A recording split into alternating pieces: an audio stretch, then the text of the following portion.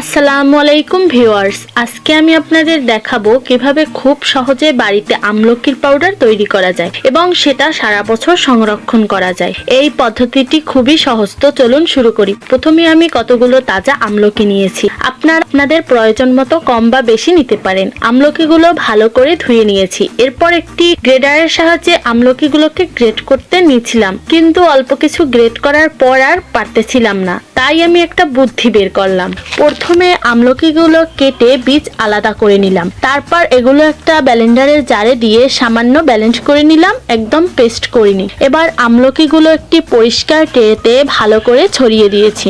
এবার এই ট্রেটি সরাসরি কড়া রোদে 1 থেকে 2 দিনের জন্য রেখে দেব, যাতে আমলকিগুলো পুরোপুরি শুকিয়ে যায়। 2 দিন পর দেখুন আমলকিগুলো খুব সুন্দরভাবে শুকিয়ে গেছে। এখন একটি ব্লেন্ডারের সাহায্যে এই শুকনো আমলকিগুলো দিয়ে মিহি পাউডার তৈরি করে নেব। তৈরি হয়ে গেল খাঁটি আমলকি পাউডার। এটি একটি এয়ারটাইট জারে ভরে আপনারা সারা বছর ব্যবহার করতে পারবেন। আমরা সবাই জানি আমলকিতে থাকা ভিটামিন সি আমাদের ত্বক ও চুলের জন্য কতটা দরকারি। যখন বাজারে তাজা আমলকি থাকে না, তখন আপনারা অনায়াসেই এই পাউডারটি ব্যবহার করতে পারেন। আশা করি ভিডিওটি আপনাদের ভালো লেগেছে। ভালো লাগলে লাইক ও শেয়ার করুন এবং আমার চ্যানেলটি সাবস্ক্রাইব করতে ভুলবেন না। দেখা হবে পরের ভিডিওতে। সবাই ভালো থাকবেন, সুস্থ থাকবেন। আল্লাহ হাফেজ।